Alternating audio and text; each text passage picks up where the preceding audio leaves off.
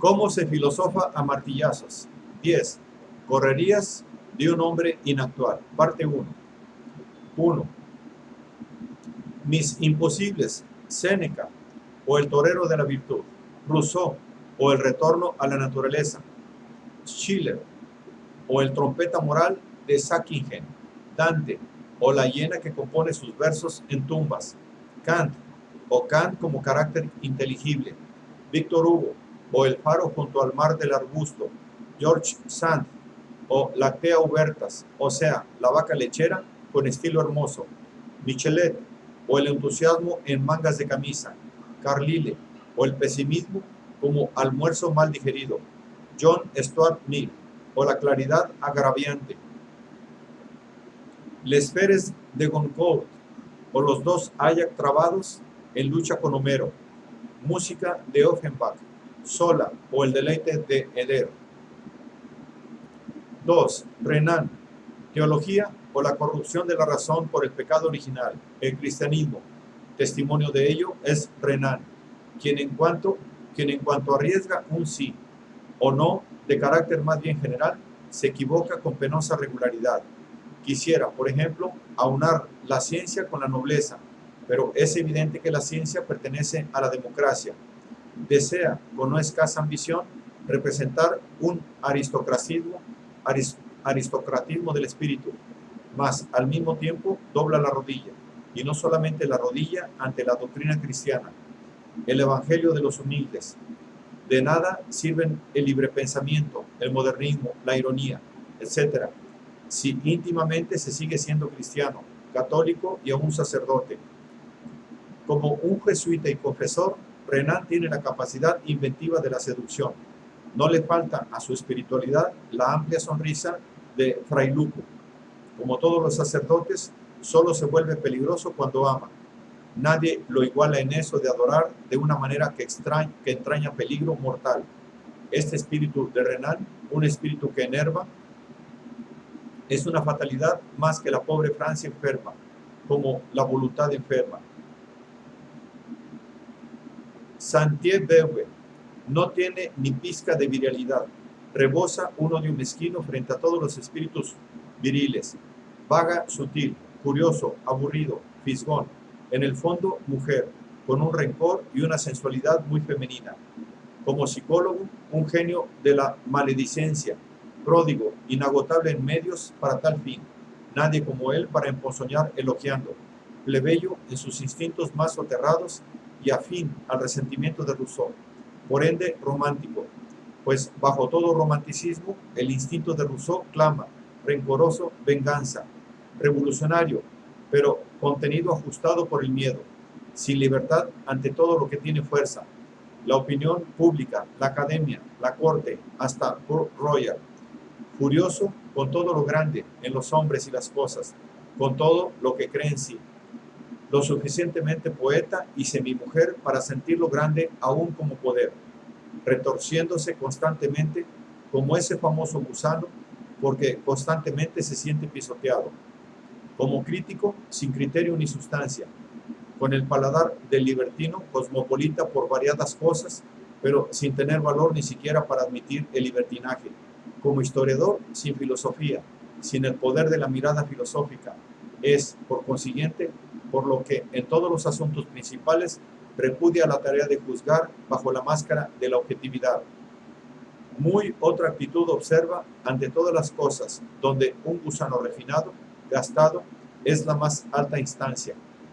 Aquí sí que tiene el valor de la autoafirmación, el deleite de la autoafirmación. En esto es un maestro consumado, a juzgar por algunas páginas una forma preliminar de Baudelaire. 4. La imitación de Cristo es uno de esos libros que ya no puedo hojear sin experimentar una repulsión fisiológica. Trasciende de ella un perfume femenino, para cuyo disfrute hay que ser francés o wagneriano. Su autor tiene una manera de hablar del amor que hasta las parisenses quedan intrigadas. Me dicen que ese jesuita más listo, Augusto Comte, que pretendió conducir a sus franceses a Roma por el rodeo de la ciencia, se inspiró en este libro. Lo creo, La religión del corazón. 5. George Eliot.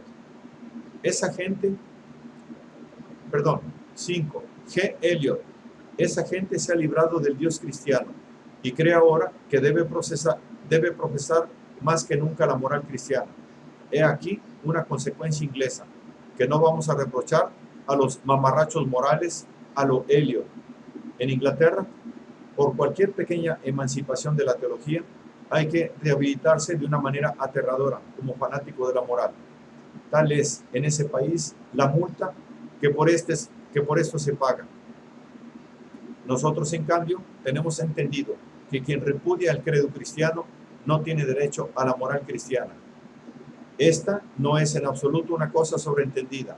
Digan lo que digan los menos ingleses. Hay que insistir en la verdad sobre este punto. El cristianismo es un sistema, una concepción global y total de las cosas. Desglosar de él un concepto capital, la creencia en Dios, significa romper el todo, quedarse sin nada necesario. Descansa el cristianismo en el supuesto de que el hombre no sepa, no pueda saber qué es bueno y qué es malo para él. Cree en Dios, lo único que lo sabe. La moral cristiana es una orden, su origen es trascendente, se halla más allá de toda crítica, de todo derecho a la crítica. Solo expresa la verdad si Dios es la verdad. Está inseparablemente ligada a la creencia en Dios.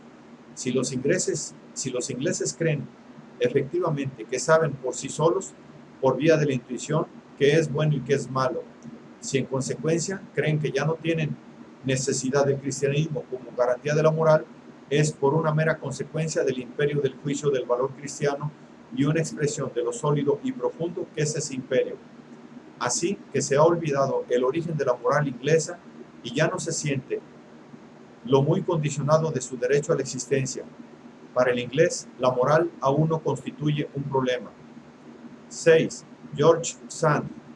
He leído las primeras letras de un viajero, como todo lo que deriva de Rousseau, falsas, artificiosas, blandas, exageradas. Ya no soporto este abigarrado estilo de papel pintado, como tampoco la ambición plebeya de sentimientos generosos. Lo peor, por cierto, es y sigue siendo la coquetería femenina con virilidades, con modales de mozalbete y petulante. Qué fría sería, con todo, esa artista insoportable. Se daba ella cuenta como si fuese un reloj y a escribir. Fría, como Hugo, como Balzac, como todos los románticos, en cuanto empuñaban la pluma. Y con qué aire de suficiencia se tumbaría esa fecunda vaca plumífera, que tuvo algo de alemán en sentido fatal, igual que el propio Rousseau, su maestro, y aunque solo haya podido darse en tiempos en que declinaba el gusto francés. Sin embargo, Renan la venera. Moral para psicólogos. 7. Moral para psicólogos. No practicar una psicología reporteril. No observar nunca por el hecho de observar. Conduce esto a una óptica falsa, a una perspectiva torcida, a una cosa forzada y exagerada. El experimentar como prurito de experimentar no sale bien.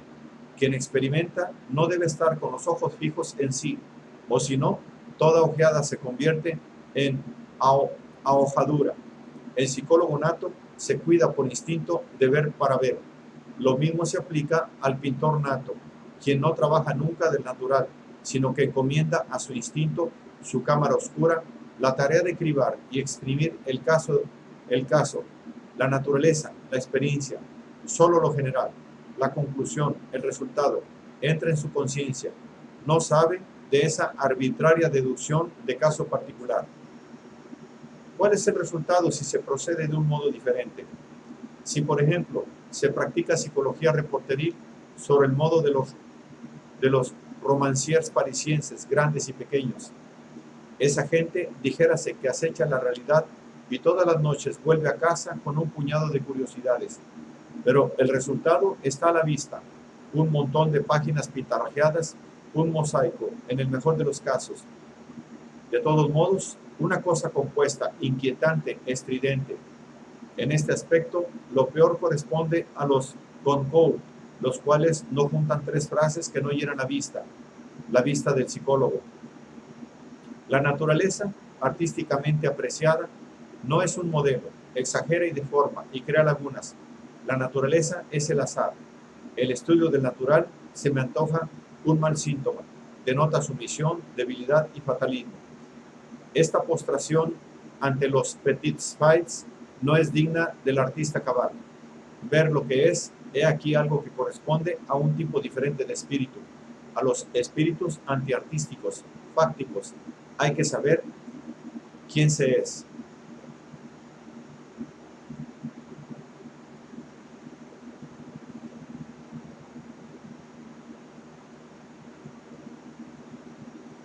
Ocho. A propósito de la psicología del artista, para que haya arte, cualquier hacer y mirar estético es imprescindible un requisito fisiológico, la embriaguez. Hasta que la embriaguez no haya acrecentado la excitabilidad de todo el mecanismo, no aparece el arte. Todas las clases de embriaguez, por diferentemente determinadas que estén, tienen ese poder. Lo tienen, sobre todo, la embriaguez de la excitación sexual, forma antigua y primaria de la embriaguez, como también la embriaguez que deriva de todos los grandes apetitos, de todos los fuertes afectos, la embriaguez de la fiesta, de la rivalidad, de la hazaña, del triunfo, de todo movimiento extremo, la embriaguez de la crueldad, la embriaguez de la destrucción, la embriaguez derivada de determinados factores meteorológicos, por ejemplo, la embriaguez de la primavera o de la acción de los narcóticos. Por último, la embriaguez de la voluntad, de una voluntad cargada y henchida. Lo esencial de la embriaguez es la sensación de fuerza acrecentada y plena. Esta sensación impulsa al individuo a obsequiar a las cosas, a participar en ellas, a violentarlas. A esto es a lo que se le llama idealizar. Emancipémonos en este punto de un prejuicio. El idealizar no consiste, como se cree comúnmente, en una deducción o abstracción de lo pequeño y secundario. Lo decisivo es una tremenda acentuación de los rasgos principales, al punto que desaparecen los demás. 9. Embargado por ese estado, uno enriquece todo con su propia plenitud. Todo lo que ve y apetece, lo ve henchido, pletórico, vigoroso, cargado de fuerza. El hombre ebrio transmuta las cosas hasta que reflejan su propio poder, hasta que son reflejos de su propia perfección. Este no poder por menos de transmutar las cosas en algo perfecto es a lo que llamamos arte. Incluso todo lo que él no es se convierte en goce propio, en el arte. El hombre goza de sí mismo como de algo perfecto. Es dable concebir un estado contrario, una específica esencia antiartística del instinto, un modo de ser que empobrece, diluye y atrofia todas las cosas. Y en efecto, abundan en la historia tales antiartistas, tales famélicos de la vida, que por fuerza toman las cosas, las agotan y desnutren. Tal es, por ejemplo, el caso del cristianismo genuino de Pascal. No se da un cristiano que al mismo tiempo sea un artista, y no se incurra en la puerilidad de alegar el caso de Rafael o de cualquier cristiano homeopático del siglo XIX. Rafael dijo sí e hizo sí, luego no fue cristiano. 10. ¿Qué significa la oposición apolíneo-dionisíaco, introducida por mí en la estética, valores entendidos como tipos de la embriaguez? La embriaguez apolínea determina, ante todo, la excitación de la vista, así que ésta adquiere el poder de la visión. El pintor, el plástico y el épico son visionarios por excelencia. En el estado dionisíaco, en cambio, se haya excitado y exaltado todo el sistema afectivo, que descarga de una vez todos sus medios de expresión y manifiesta a un tiempo el poder de representación, reproducción, transfiguración y transmutación, toda clase de mímica e histrionismo. Lo esencial es aquí la facilidad de la metamorfosis, la incapacidad para no reaccionar en forma parecida al caso de ciertos histéricos que también representan cualquier papel que se les indique. Al hombre dionisíaco le es imposible no entender sugestión alguna, no pasa por alto ninguna señal del afecto. posee en máximo grado el instinto de comprensión y adivinación, del mismo modo que posee en máximo grado el arte de la comunicación. Se mete en cualquier piel, en cualquier afecto, se transforma sin cesar. La música, tal como hoy la entendemos, también es una excitación y descarga total de los afectos, no obstante ser el residuo de un mundo de expresión mucho más pleno del afecto, un mero residuo del histrionismo dionisíaco. Con objeto de hacer posible la música como arte particular, se han paralizado un número de sentidos, en particular el sentido de los músculos, por lo menos relativamente hasta cierto punto. Todo ritmo habla todavía a nuestros músculos, de suerte que el hombre ya no imita y representa directamente todo lo que siente. Sin embargo, tal es el estado dionisíaco normal. En todo caso, el estado primario, la música es la especificación poco a poco alcanzada del mismo, a expensas de las facultades inmediatamente afines. El actor, el mimo, 11. El actor, el mimo, el danzarín, el músico y el lírico son íntimamente afines en sus instintos y esencialmente idénticos, aunque poco a poco se hayan especializado y diferenciado entre sí, llegando incluso al extremo de la contradicción. El lírico, con quien durante más tiempo estuvo identificado, fue con el músico, el actor con el danzarín. El arquitecto no representa ni un estado dionisíaco ni uno apolíneo. En él, lo que tiende al arte es el gran acto volitivo, la voluntad que mueve montañas, la embriaguez de la voluntad portentosa. Siempre los hombres más poderosos han inspirado a los arquitectos. En todos los tiempos, el arquitecto ha experimentado la sugestión del poder. La obra de arquitectura, la construcción, debe documentar el orgullo, el triunfo sobre la pesantez, la voluntad de poder. Es la arquitectura una especie de elocuencia del poder a través de las formas, ora persuasiva y aún insinuante, ora simplemente autoritaria. El máximo sentimiento de poder y seguridad se expresa en aquello que tiene gran estilo.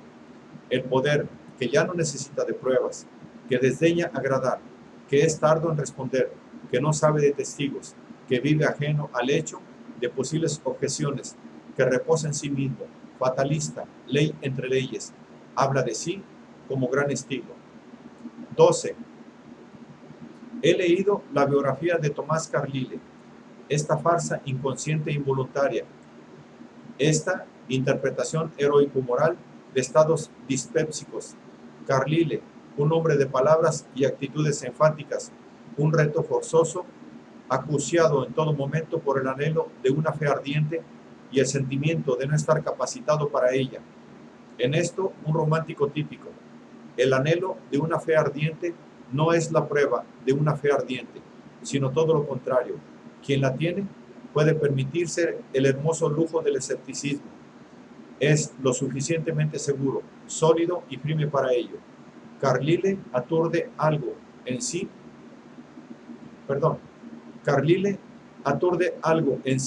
por el fortísimo de su veneración por los hombres de la fe ardiente y por su rabia con los que no son tan ingenuos. Precisa el barullo, una constante y apasionada falta de probidad consigo mismo. He aquí su propio, aquello por lo cual es y seguirá siendo interesante. En Inglaterra, por cierto, lo admiran precisamente por su probidad. Y como esto es inglés y los ingleses son el pueblo del Kant 100%, resulta no solo natural, sino explicable. En el fondo, Carlyle es un ateo inglés que se precia de no serlo. 13. Emerson. Mucho más esclarecido, inquieto, polifacético y refinado que Carlyle, sobre todo más feliz. Se alimenta instintivamente con ambrosía, dejándolo indigesto de las cosas. En comparación con Carlyle, un hombre de buen gusto. Carlyle, quien lo apreciaba mucho, decía de él: a nosotros nos da bastante de comer. Observación que acaso sea cierta, pero no en detrimento de Emerson. Tiene esa alegría serena, afable y espiritual que desmonta toda seriedad, ignora lo viejo que es y lo joven que será aún. Podía haber dicho de sí, repitiendo palabras de Lope de Vega: Yo me sucedo a mí mismo. Su espíritu siempre encuentra razones para estar contento y aún agradecido, y a veces roza la alegre y serena trascendencia de ese buen hombre que volvió de una cita de amor. Tranquam retiene gesta, ut decim vires, dijo agradecido. Tamen est laudanda voluptas. 14. Anti-Darwin. Por lo que se refiere a la famosa lucha por la existencia, me parece por lo pronto más sostenida que demostrada. Se da, sí, pero como excepción. El aspecto total de la existencia no es el apremio, el hambre, sino por el contrario, la riqueza, la abundancia y aún el derroche absurdo. Donde se lucha por poder. No se debe confundir a Malthus con la naturaleza, mas suponiendo que se dé esta lucha, y se da en efecto, su desenlace es, por desgracia, justamente el contrario del que desea la escuela darwinista, favorable a los fuertes, los privilegiados, los excepcionales. Las especies no progresan en el sentido del perfeccionamiento. Una y otra vez los débiles dan cuenta de los fuertes, por ser la abrumadora mayoría y también por ser más inteligentes. Darwin se olvidó del espíritu, gesto típicamente inglés. Los débiles tienen más espíritu. Hay que tener necesidad del espíritu para adquirir espíritu. Se pierde si no se le necesita. Quien tiene la fuerza prescinde del espíritu. Déjalo, se piensa ahora en Alemania. El Reich ha de quedar. Como se ve, yo entiendo por espíritu la prudencia, la astucia, la paciencia, la simulación, el gran dominio de sí mismo y todo lo que es mimetismo. Este comprende gran parte de la llamada virtud. 15. Casuística de psicólogo. He aquí un conocedor de los hombres. ¿Para qué estudia a los hombres? Quiere asegurarse pequeñas o grandes ventajas sobre ellos. Es un político. Aquel otro también es un conocedor de los hombres, y no con fines egoístas. Miradlo más de cerca. Tal vez busque incluso una ventaja más grave, la de sentirse superior a los hombres, tener derecho a mirarlos por encima del hombro, distanciarse de ellos. Este impersonal desprecia a los hombres. Aquel otro es la más humana de las dos especies, aunque la evidencia parezca demostrar lo contrario, pues al menos trata a los hombres en un plano de igualdad, sintiéndose como uno de ellos. 16. El tacto psicológico. De los alemanes aparece puesto en tela de juicio por una serie de casos que mi modestia me impide enumerar. En un determinado caso no habrá de faltarme un magno motivo para fundamentar mi tesis. Reprocho a los alemanes haberse equivocado con Kant y con lo que yo llamo filosofía de las traspuertas. Esto, ciertamente, no fue un dechado de probidad intelectual. Otra cosa que me saca de quicio es el fatal y los alemanes dicen Goethe y Schiller. Me temo que hasta digan Schiller y Goethe. Todavía no se sabe quién fue Schiller. No es este, por cierto, el I más grave. Yo mismo he oído, en verdad, que solo de labios de profesores de universidad, Schopenhauer y Hartmann. 17. Los hombres más espirituales, siempre que sean los más valientes, también viven, con mucho, las tragedias más dolorosas, mas por eso mismo exaltan la vida, oponiéndoles su más grave adversidad. 18. A propósito de la conciencia intelectual. Nada me parece tan raro hoy como la verdadera hipocresía. Sospecho decididamente que el aire suave de nuestra cultura no conviene a esta planta. La hipocresía es propia de las épocas de fe ardiente, en las que ni aun cuando se estaba forzado a exhibir una fe diferente, se renunciaba a la que realmente se alentaba. Hoy día se renuncia a ella, o lo que es más aún corriente, se adopta una segunda fe. En uno y otro caso se es sincero. No cabe duda que nuestros tiempos son posibles, quiere decir permitidas, quiere decir inofensivas, un número mucho más grande de convicciones que antes. Origina hacia sí la tolerancia hacia sí mismo. La tolerancia hacia sí mismo autoriza a tener varias convicciones. Estas conviven pacíficamente, cuidándose mucho, como hoy en día todo el mundo, de comprometerse. ¿Cómo se compromete uno hoy en día? Adoptando una actitud consecuente, avanzando imperturbable, siendo un hombre en el que no cabe, por lo menos, 5 interpretaciones diferentes, siendo genuino. Temo mucho que algunos vicios estén condenados a extinguirse simplemente porque el hombre moderno es demasiado cómodo e indolente para seguir con ellos. Todo lo malo determinado por una voluntad fuerte, y tal vez no haya nada malo sin fuerza de voluntad, degenera en virtud en nuestro tibio ambiente. Los pocos hipócritas que he conocido imitaban la hipocresía. Eran, como hoy en día, casi todo el mundo, comediantes. 19. Bello y feo. Nada hay tan codiciado, digamos, tan restringido, como nuestro sentimiento de lo bello. Quien pretende concebirlo desligado del goce que el hombre libra del hombre, deja al momento de pisar terreno firme. Lo bello en sí es un mero concepto, no es ni siquiera un concepto. En lo bello, el hombre se establece a sí mismo como criterio de perfección. En casos selectos, se adora a sí mismo en lo bello. Una especie no puede por menos de decir sí exclusivamente a sí misma de esta manera. Su instinto más soterrado, el de conservación y expansión del propio ser, irradia aún en tales sublimidades. El hombre cree el mundo mismo colmado de belleza, se olvida que él es la causa. Él lo ha obsequiado con belleza. Ay, solo con una belleza muy humana, demasiado humana.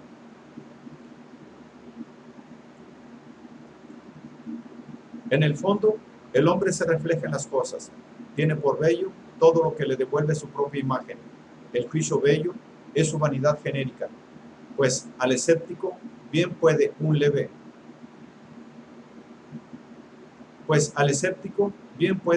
recelo susurrarle al oído: ¿de veras queda embellecido el mundo por el hecho de que el hombre lo tenga por bello?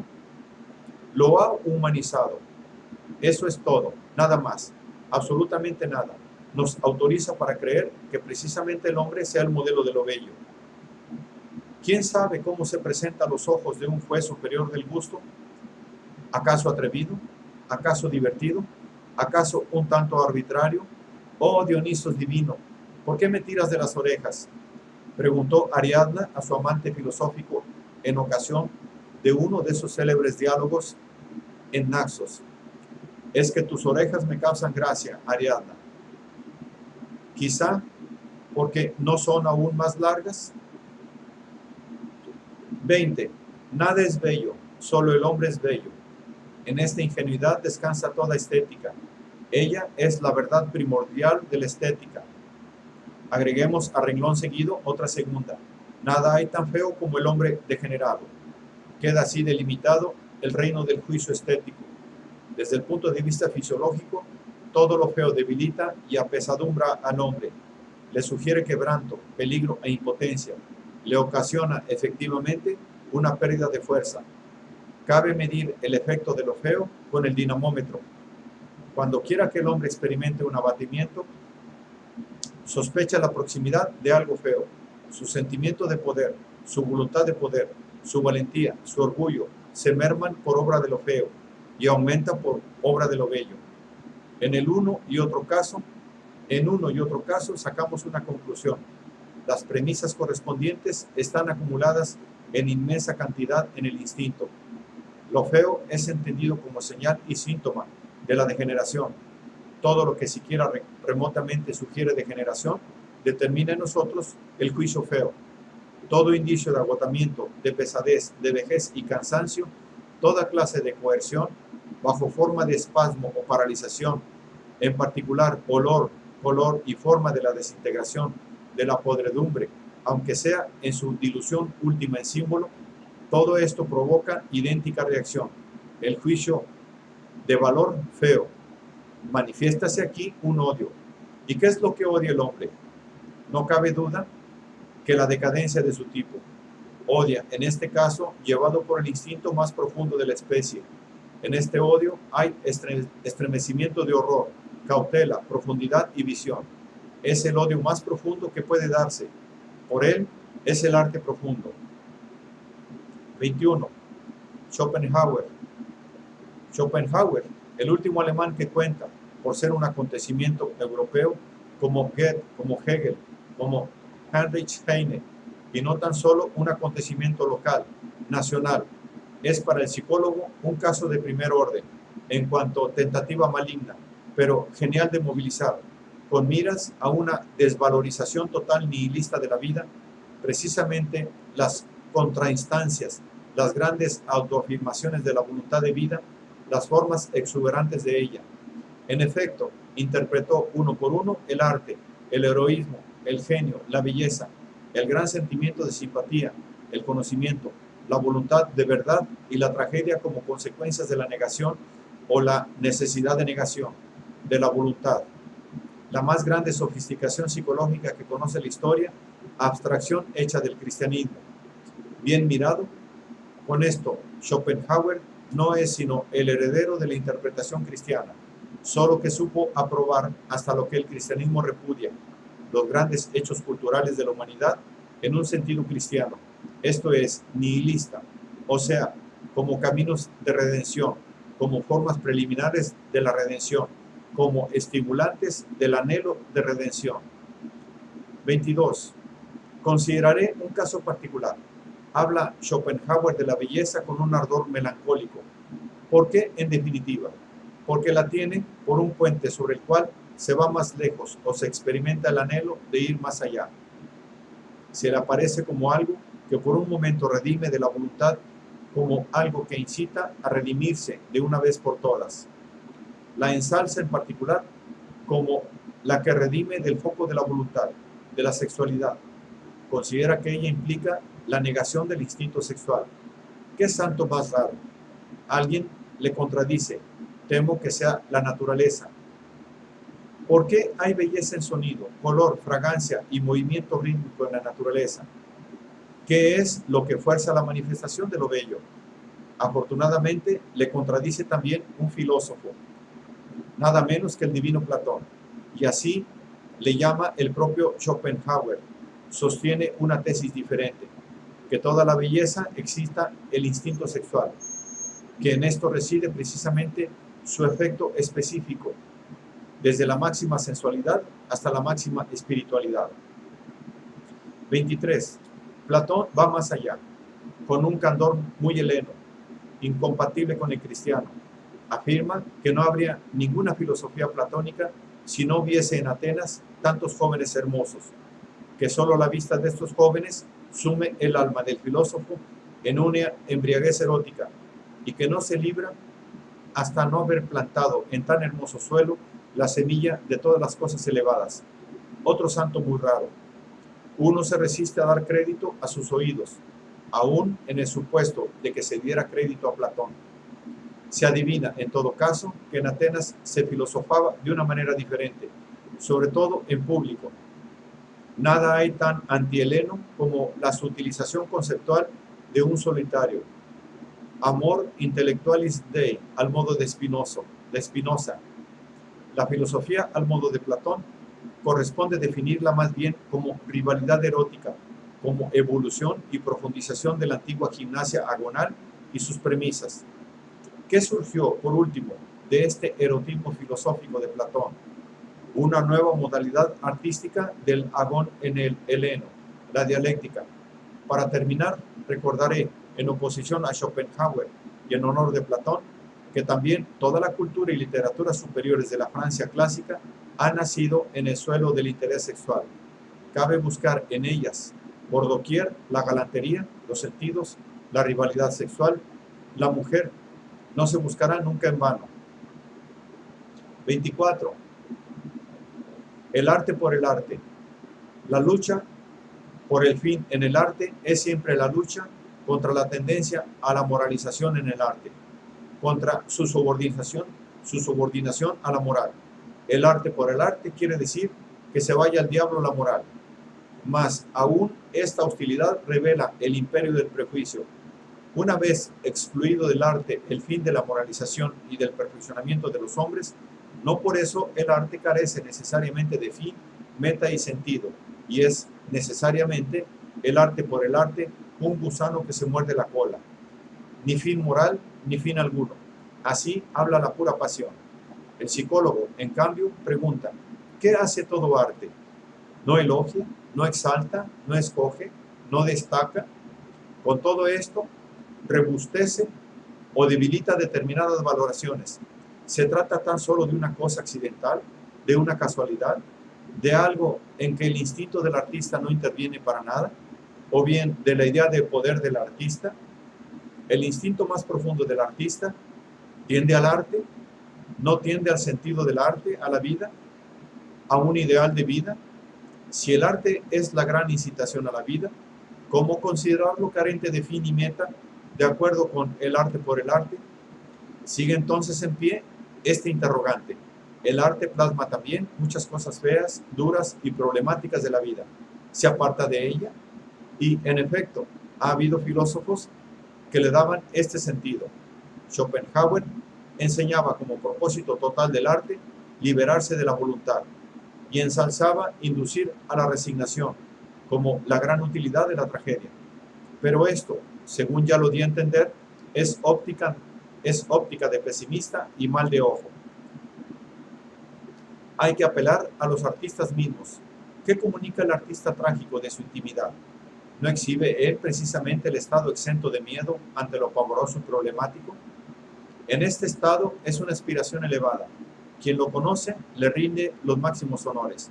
Lo comunica, no por menos de comunicarlo, siempre que sea un artista, un genio de la comunicación. La valentía y libertad del sentimiento ante un enemigo poderoso, ante una sublime desventura, ante un problema que sobrecoge.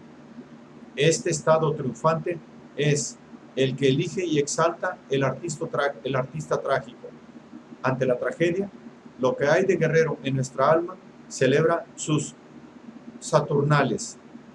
Quien está acostumbrado a sufrir y va en procura del sufrimiento, el hombre heroico, con la tragedia ensalza su existencia. Únicamente a él sirve lo trágico, la bebida de esta dulcísima crueldad. Conformarse con los hombres, tener casa abierta con su corazón es liberal, pero nada más que liberal. Los corazones capaces de la hospitalidad aristocrática se los reconoce por las muchas ventanas cubiertas y postigos cerrados. Tienen desocupadas sus mejores estancias. ¿Por qué? Porque esperan a huéspedes con los que uno no se conforma. 26. Ya nos apreciamos lo suficiente si nos comunicamos. Nuestras experiencias propiamente dichas no son en modo alguno locuaces. Ni siquiera podrían comunicarse, pues les faltan las palabras. Lo que sabemos expresar en palabras, ya lo hemos dejado atrás. En todo hablar hay algo de desprecio. Parece que el lenguaje está inventado únicamente para lo ordinario, lo medio, lo comunicable. Con el lenguaje se vulgariza el que habla, de una moral para sordomudos y otra para filósofos.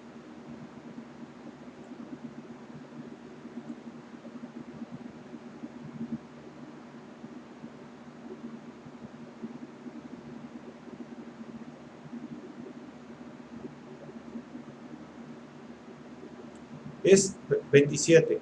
Es encantadora esta imagen. La historia insatisfecha, excitada, desolada en el corazón y las entrañas, pendiente en todo momento, con una curiosidad dolorosa del imperativo que desde las profundidades de su organismo susurra. Aut libre, aut libri.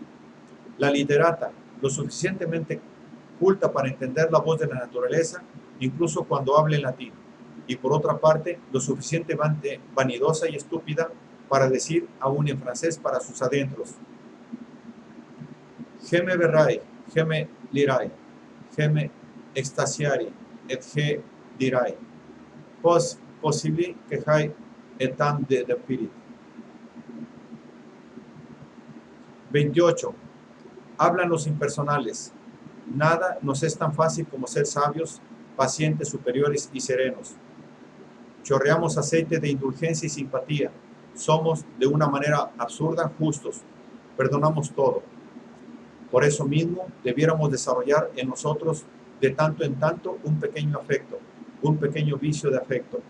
Tal vez nos cueste, tal vez nos guiamos entre nosotros de la figura que encarnamos, pero no tenemos más remedio. No nos queda ya ninguna otra forma de autodisciplina, tal es nuestro ascetismo, nuestra penitencia, volverse personal. He aquí la virtud del impersonal. 29. De un examen de doctorado. ¿Cuál es la tarea de toda enseñanza superior? Hacer del hombre una máquina. ¿Cómo se consigue esto? El hombre debe aprender a aburrirse. ¿Cómo se consigue esto? Mediante la noción del deber.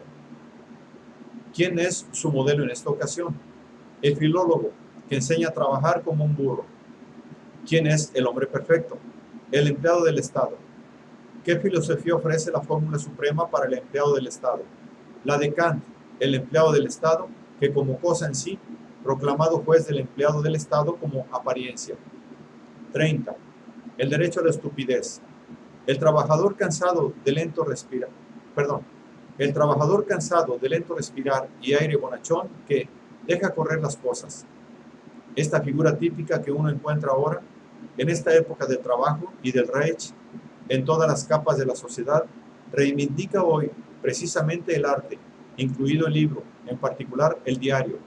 Júzguese en cuanto mayor grado la belleza naturaleza reivindica Italia, el hombre del atardecer, con los impulsos fieros expirados de que habla Fausto, tiene necesidad del lugar de veraneo, de la playa de mar, de los ventisqueros, de Bayreuth.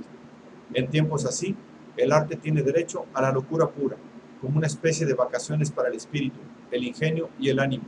Así lo entendió Wagner. La locura pura repone. 31. Otro problema de la dieta. Los medios a que recurrió Julio César para defenderse de los achaques y los dolores de cabeza, marchas formidables, un régimen de vida en extremo sencillo, vida permanente al aire libre y penurias constantes, son, en el plano general, las medidas de conservación y protección contra la vulnerabilidad extrema de esa máquina delicada y sometida a máxima presión que se llama genio. 32. Habla el inmoralista. Nada repugna tanto al filósofo como el hombre que desea. Cuando ve al hombre exclusivamente en sus actos, cuando ve a este animal más valiente, astuto y denodado extraviado hasta en trances laberínticos. Cuán admirable se le parece al hombre y aún lo alienta. Desprecia el filósofo en cambio al hombre que desea, también al hombre deseable, y en un plano general todas las deseabilidades, todos los ideales humanos. Si el filósofo pudiese ser nihilista, lo sería, pues detrás de todos los ideales del hombre encuentra la nada, o ni siquiera la nada, sino lo ruin, lo absurdo, lo enfermo, lo cobarde, lo cansado, toda clase de heces de la copa vaciada de su vida. El hombre, que en tanta realidad es siempre vulnerable, ¿cómo es que no merece respeto en cuanto desea? ¿Será que tiene que pagar por la capacidad que lo distingue como realidad?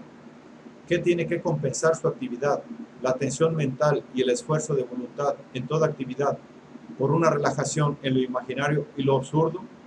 Hasta ahora, la historia de los ideales ha sido la parte honteuse del hombre. Hay que procurar no leer en ella demasiado tiempo. Lo que justifica al hombre es su realidad. Esta lo justifica eternamente. ¿Cuánto más vale el hombre real en comparación con cualquier hombre tan solo deseado, soñado, inventado y mentido? Con cualquier hombre ideal, solo por ello, el hombre ideal repugna al filósofo. 33.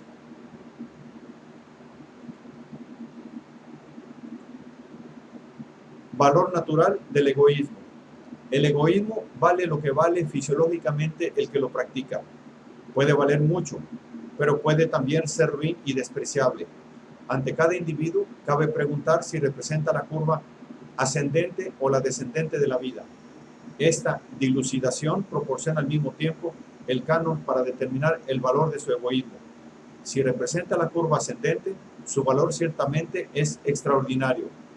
Y por la vida total, que con él da un paso hacia más hacia adelante, se justifica incluso la preocupación extrema por sobrevivir, por crear su óptimum de condiciones. El individuo, tal como el vulgo y el filósofo, lo han entendido hasta ahora.